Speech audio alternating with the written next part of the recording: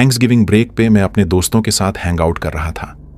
हम सब अलग अलग कॉलेजेस में जाते हैं, इसलिए ये उन रेयर मोमेंट्स में से एक था जब हम सब एक साथ मिल पाए। ग्रुप में यूजुअल सस्पेक्ट्स थे, Adam, Jack, Luke, Brandon, Mario और मैं। हमेशा की तरह हम मारियो के घर पे मिले और बेसमेंट में चिल कर रहे थे, क्योंकि वो बड़ी और सिक्लूडेड होती है, अनवांटेड अटेंशन से दूर। मारियो का घर काफी बड़ा है और उसका बेसमेंट भी कोई एक्सेप्शन नहीं है। Apart from being spacious, basement अच्छी तरह से फर्निश्ड है, कारपेटेड और रहने के लिए कंफर्टेबल। हमारी गैदरिंग्स में ड्रिंकिंग होती है और कुछ देर बाद सब ज्यादा राउडी होने लगते हैं। जब हम बोर होने लगे तो किसी ने सजेशन दी कि हम लोकल क्लब चलें। मैं ज्यादा नहीं पीता, इसलिए मैं हमेशा डेजिग्नेटेड ड्राइवर होता हूं। नॉर्मली मुझे सबको ड्राइव करने में प्रॉब्लम नहीं होती, लेकिन उस दिन मुझे बिल्कुल मन नहीं था। उसका एक रीजन था कि थैंक्सगिविंग के एक दिन पहले ड्रंक ड्राइवर्स काफी होते हैं। दूसरा रीजन था कि मेरे फ्रेंड्स ड्रंक होने के बाद फाइट्स प्रोवोक करते हैं, जो पुलिस और लीगल ट्रबल का सबब बनता है। फिर भी मेजॉरिटी के इंसिस्ट करने के बाद मैं मान गया। जाने से पहले मुझे अपनी कार की कीज लेने के लिए ऊपर जाना पड़ा। जब मैं किचन में कीज लेने गया, लाइट्स एकदम से ऑफ हो गईं। मैं एकदम स्टिल खड़ा रहा, सोच रहा था कि ये क्या हो रहा है। कुछ सेकंड्स बाद लाइट्स वापस ऑन हो गईं, तो मुझे लगा शायद ये एक टेक्निकल ग्लिच है। मैंने टेबल से कीज उठाई और वापस बेसमेंट की तरफ गया। लेकिन जब मैं वापस बेसमेंट आया तो मेरा दिमाग घूम गया। बेसमेंट खाली था। मेरे फ्रेंड्स, जो कुछ देर पहले तक शोर मचा रहे थे, अब वहां नहीं थे। मुझे लगा शायद वो बैकडोर से बाहर गए होंगे और ड्राइववे की तरफ होंगे। मैं उन्हें ढूंढते हुए बाहर गया, पर वहां भी कोई नहीं था। उनके कार्स ड्राइववे में ही खड़ी थीं, तो मुझे समझ नहीं आया कि वो गए कहां। मैंने सोचा शायद वो घर के आसपास कहीं होंगे, इसलिए मैंने पूरा घर और गार्डन चेक किया, पर कुछ नहीं मिला। वापस बेसमेंट आके मैंने उन्हें कॉल किया, पर हर एक का फोन या तो ऑफ था या डायरेक्टली वॉइसमेल पे जा रहा था। मारियो का फोन कॉफी टेबल पे था, जो वहीं रिंग कर रहा था। अब मुझे थोड़ा अजीब लगने लगा। बेसमेंट एकदम खाली था और इतना सन्नाटा था कि मुझे खुद के हार्ट बीट सुनाई दे रही थी।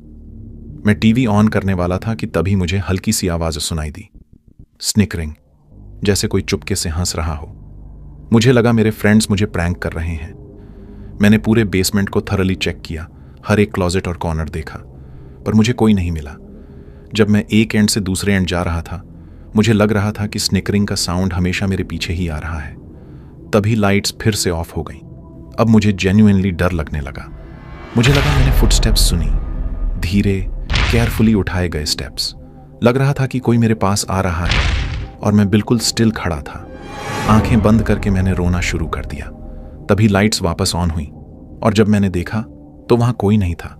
बस वो अजीब सी स्टिलनेस थी जो मुझे अनकंफर्टेबल कर रही थी।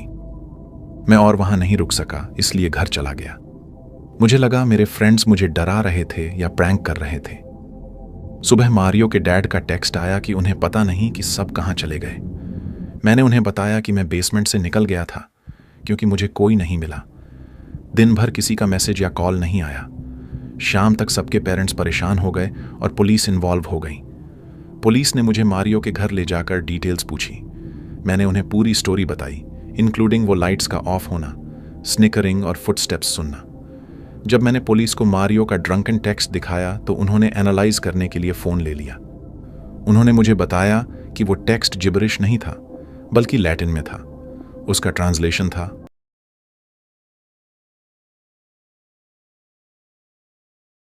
मैं एक हफ्ते के लिए घर पे अकेला था। मेरी फैमिली छुट्टियां मनाने गई थी और मुझे काम के वजह से घर पे रुकना पड़ा। रात के लगभग 2 बजे का टाइम था। मैं अपने बेसमेंट में अंधेरे में एक हॉरर मूवी देख रहा था, जानबूझकर अपने आप को डराने के लिए। मुझे लगता था कि मैं अपने घर की सुरक्षा में हूं, तो जितना डर हो सके देख लूं। तभी मैंने फर्स्ट फ्लोर पर किसी के कदमों की आवाज सुनी। यह आवाज तब आती थी जब मेरी फैमिली घर पर होती थी और हॉलवे से बेसमेंट के दरवाजे के पास से गुजर रही होती थी। लेकिन इस बार आवाज सुनते ही मेरा दिल डर से भर गया। मैंने रिफ्लेक्स से टेलीविजन तुरंत बंद कर दिया। बेसमेंट का दरवाजा एक फ्लोर ऊपर था और थोड़ा कोने पर तो जो भी था उसे लाइट नहीं दिख रही होगी। फिर मैंने बेसमेंट के दरवाजे का हैंडल क्लिक करते हुए सुना। मैं बिना आवाज किए धीरे धीरे मूव करते हुए अपने बड़े टेलीविजन के पीछे छुप गया। जैसे जैसे मैं वहां इंच बाय इंच छुप रहा था, मुझे ये देखकर पैनिक होने लगा कि टेलीविजन का ब्लैक स्क्रीन अभी भी हल्की सी ग्लो कर रहा था। फिर मैंने कदमों की आवाज सुनी जो कारपेटेड लेकिन पुरानी सी सीढ़ियों पर नीचे आ रही थी। मैं वहीं फ्रीज हो गया, एकदम चुप हो गया और आवाज सुनने लगा। बहुत लंबे समय तक बस साइलेंस थी। मैंने सोचा, क्या उसने टेलीविजन की हल्की ग्लो देख ली थी, या फिर वो अभी भी अंधेरे में मुझे सुनने की कोशिश कर रहा था। मैं बिल्कुल चुप था और बस सोच रहा था। लंबी देर तक कोई आवाज नहीं आई। मैंने सोचा, क्या मैंने सच में इंट्रूडर सुना था?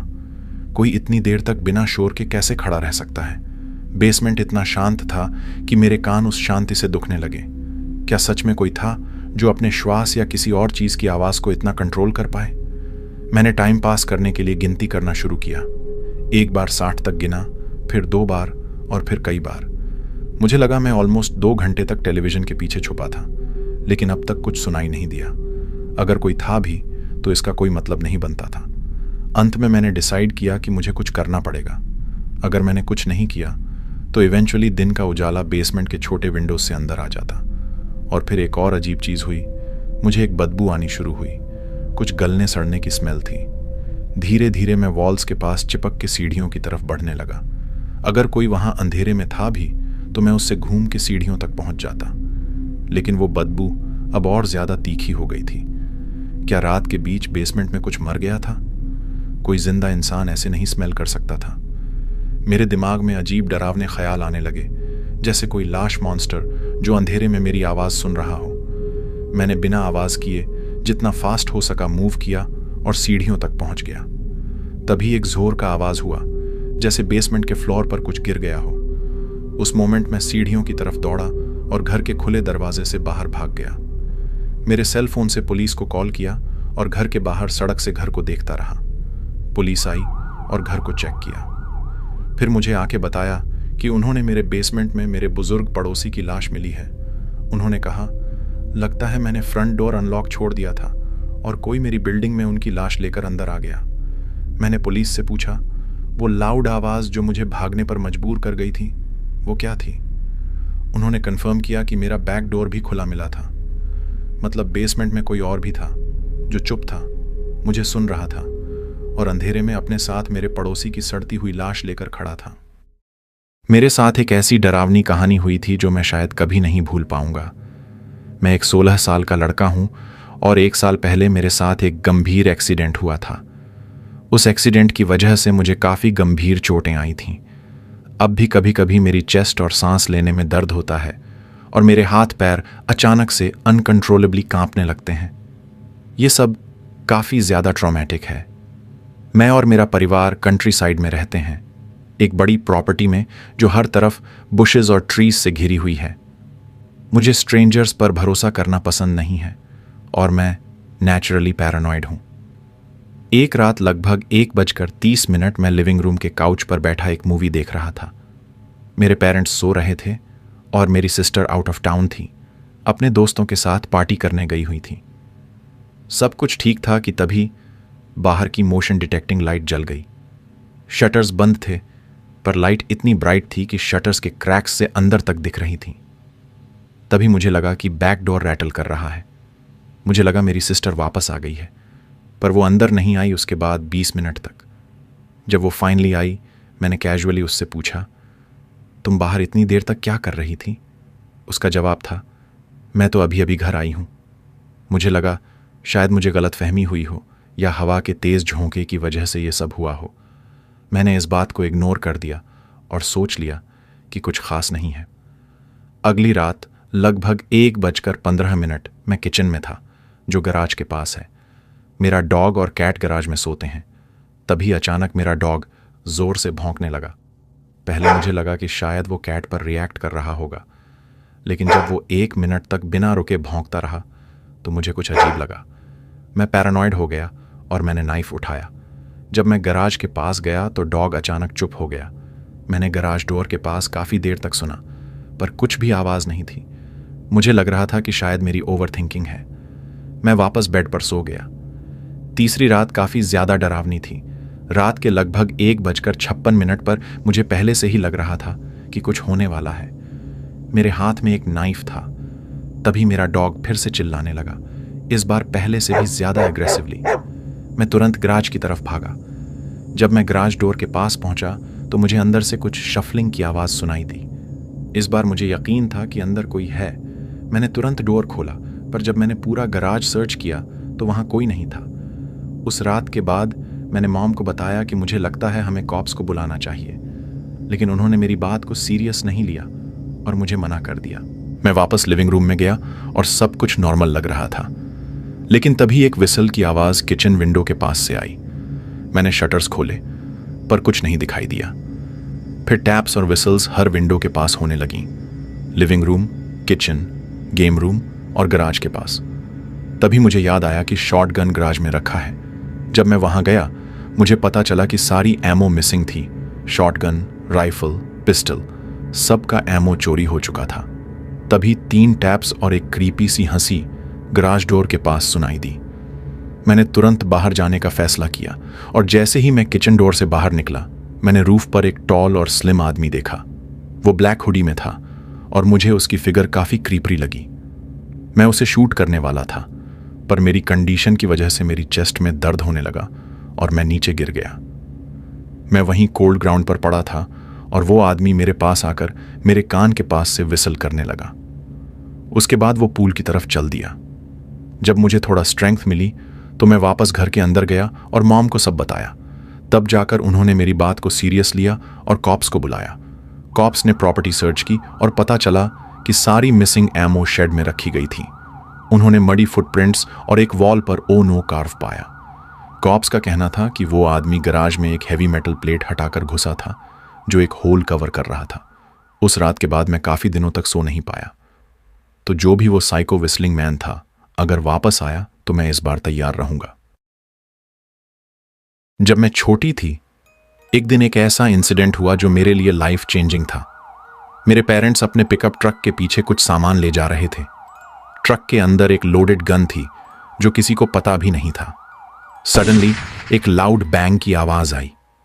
गोली मेरी मां के रिस्ट के थ्रू निकलते हुए मेरे लेफ्ट फुट के साइड से अंदर जाकर ऊपर की तरफ निकल गई। 1 सेकंड के लिए मुझे लगा कि मैं मर जाऊंगी, लेकिन मिरेकल था कि मेरे पैर को बस माइनर इंजरी हुई। उस दिन मुझे लगा कि लाइफ कभी भी खत्म हो सकती है और यह मेमोरी कभी नहीं भूल सकती। लेकिन मुझे क्या पता था कि 34 साल बाद एक और ज्यादा टेरिफाइंग मोमेंट मेरा इंतजार कर रहा था।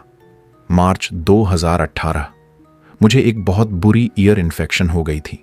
दर्द इतना अनबेरेबल था कि मैं प्रॉपरली सो भी नहीं पा रही थी। रात होती तो लगता जैसे किसी ने मेरे कान के अंदर एक नाइफ घुसा दिया हो। स्टीव, जो मेरे फियांसे थे, एक कंस्ट्रक्शन वर्कर हैं और उनका काम फिजिकली बहुत डिमांडिंग होता है। वो सोने के लिए स्लीपिंग पिल्स लेते थे क्योंकि उन्हें सुबह काम के लिए फ्रेश रहना होता था। एक गुरुवार रात स्टीव को सुबह काम पर जाना था। हम दोनों बेड पर सो गए। सरप्राइज, उस रात मेरा दर्द कम था और फाइनली मुझे गहरी नींद आ गई थी। मुझे नहीं पता था कि यह रात मेरी जिंदगी पलटने वाली है। रात के बीच एक अजीब सी आवाज ने मेरी नींद तोड़ दी। मैंने धीरे से आंखें खोलीं और देखा कि स्टीव बाथरूम जाने के लिए उठ रहे हैं। मैं रिलैक्स हो गई और सोचने लगी कि सब नॉर्मल है। मैं वापस सो गई, लेकिन कुछ ही देर बाद एक तेज चिल्लाहट की आवाज ने मुझे झटके से जगा दिया। मेरे दिमाग ने प्रोसेसिंग स्टार्ट किया, पर मुझे कुछ समझ नहीं आया। चिल्लाहट और फुटस्टेप्स की आवाज आ रही थी। मैंने सुना, पैसे दो। मुझे लगा यह पुलिस तो नहीं हो सकती। पुलिस पैसे क्यों मांगेगी? रूम पिच डार्क था और मुझे लगा मेरा दिल मेरे चेस्ट से निकल के बाहर आ जाएगा। तभी मैंने देखा स्टीव, जो बिल्कुल नेकेड थे, बेडरूम का दरवाजा जोरदार फोर्स से बंद करने की कोशिश कर रहे थे। दरवाजे के पीछे कुछ लोग जोर लगा रहे थे। वो अंदर आने की कोशिश कर रहे थे और उन्होंने गोली चलाई। बैंग बैंग, स्टीव चिल्लाए, गन लाओ। मुझे 1 सेकंड के लिए लगा वो उन इंट्रूडर्स की गन ले आने की बात कर रहे हैं। दिमाग पूरा स्लो था, लेकिन तभी मुझे समझ आया कि वो हमारी गन की बात कर रहे हैं। मैं बेड साइड टेबल की तरफ भागी, लाइट ऑन की और ट्रेम्बलिंग हैंड्स के साथ गन उठाई। मैंने गन स्टीव को दी और उन्होंने उसे पॉइंटेड रखा। वो इंट्रूडर्स 1 सेकंड के लिए रुक गए और फिर पीछे भागने लगे। बैक डोर जो मेरी रूममेट ने लॉक नहीं किया था, उन्होंने वहीं से भागना चूज किया। सब कुछ एक ब्लर था, लेकिन मुझे पता था कि स्टीव को चोट लगी थी। उनके शोल्डर और लेग से ब्लड आ रहा था। मैं लगभग पैनिक मोड में थी, लेकिन किसी तरह एम्बुलेंस कॉल करने की हिम्मत जुटाई। उस रात स्टीव मेरी जिंदगी के हीरो थे। अगर वो नहीं होते तो शायद आज मैं ये स्टोरी नहीं सुना रही होती। उसके बाद हमने एक डॉग लिया और घर में एक प्रॉपर सिक्योरिटी सिस्टम लगवाया। लेकिन सच बताऊं, उस रात के बाद मुझे अच्छी नींद नहीं आ पाई। कभी कभी लगता है जो लोग ऐसे आर्म्ड रॉबरीज करते हैं उनका दिल कहाँ होता होगा। मैं दुआ करती हूं कि उन्हें अपने एक्शंस का एहसास हो और उनका कारमा उन्हें जरूर मिले। उस रात ने मुझे एक लेसन दिया, लाइफ अनप्रेडिक्टेबल है और कभी भी कुछ भी हो सकता है।